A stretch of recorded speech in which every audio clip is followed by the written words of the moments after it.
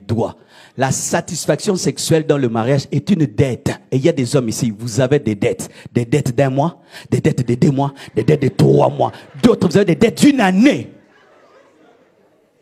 C'est pourquoi ta femme est tout le temps en colère. Comme quelqu'un qui lui a pas payé la dette. Tu vois, quand quelqu'un vient auprès de toi te demander la dette, tu vas me payer la dette. Tu vois comment ils sont nerveux. C'est pourquoi ta femme est nerveuse comme ça.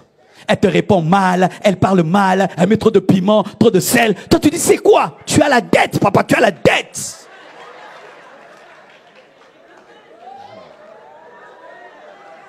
Donnez-moi la main. Souvent, nous, les hommes, nous parlons. Comment ça?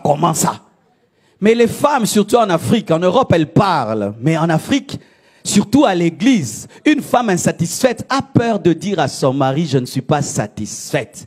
Et beaucoup meurent dans leur cœur.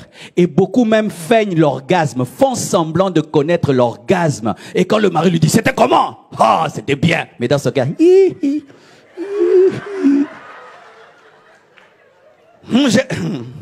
Maintenant, pour que tu ne te sentes pas blessé, frustré, elle te ment. Et non, tu es vraiment un mari. Mais un mari qui finit après 2 minutes. Car beaucoup d'hommes, vous avez des problèmes d'éjaculation précoce. Mais les femmes ne disent pas. Elle peut être mariée, ça fait 3 ans, 4 ans. Elle n'est jamais arrivée, elle ne le dira pas. C'est pourquoi l'église, les pasteurs, nous parlons trop aux femmes, nous ne parlons pas beaucoup aux hommes de ces choses-là. Alors que c'est l'un des plus grands problèmes dans les couples. C'est ce problème-là. C'est ce problème-là. C'est pas un problème de démons. C'est un problème d'arrivée. Tu prends le bus, hein, tu n'arrives pas, le pneu est crevé. Plus d'essence, hein, tu n'arrives pas à l'arrêt, mais tu as payé. Tu t'imagines dans quelle situation tu te retrouves?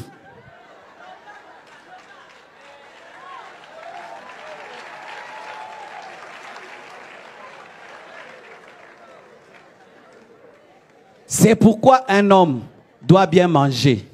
Papa, il faut manger. Et bien manger.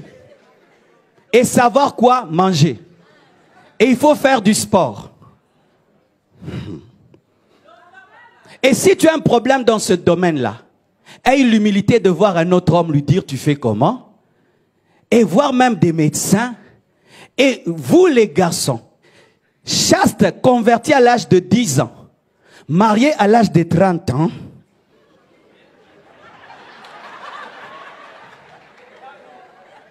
vous devez avoir l'humilité d'aller voir des papas de l'église et leur dire, je vais me marier, je sais prier, je peux gêner, mais là-bas, vraiment, c'est comme conduire un avion. Et on t'enseigne. Mais le problème, nous avons tellement de honte dans ce niveau-là. Et nous bénissons beaucoup de mariages ici. Mais ces jeunes ne reviennent pas nous dire, surtout les filles, ne reviennent pas nous dire ce qui s'est passé ce jour-là. Elles ne reviennent pas. Et on leur téléphone. C'était comment? C'était bien. Mais dans le cœur, une est venue me dire, pasteur, j'attendais, mais j'ai même pas décollé.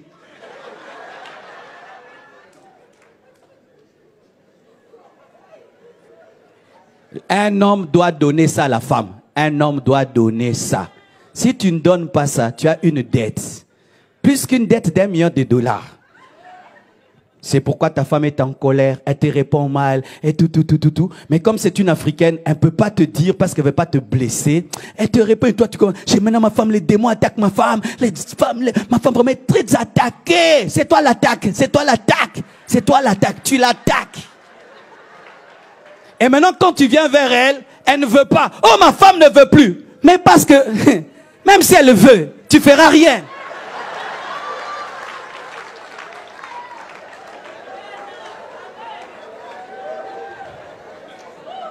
Alléluia les papas.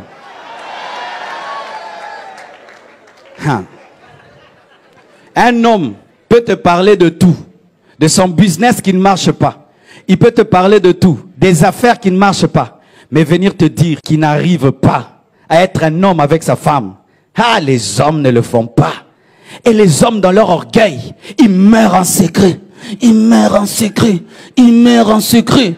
Et s'il est un homme de prière, il fait des jeûnes de 40 jours, de 20 jours. Il fuit la femme dans la prière. Tu penses que c'est la prière? Non, il fuit ses responsabilités. Il va mourir jusqu'à ce que la femme dira un jour la vérité. Ça fait 15 ans qu'il n'y a rien eu.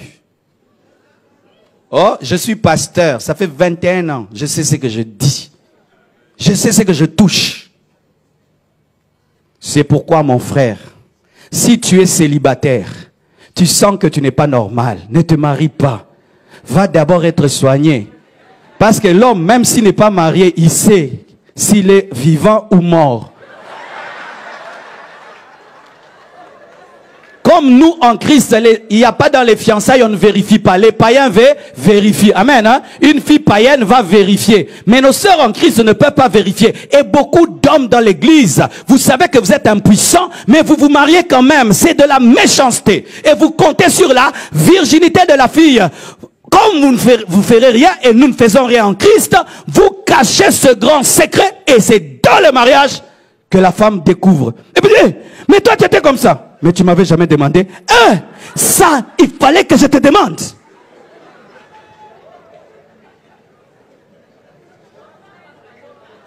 Non, c'est la vie de prière qui m'a paralysé.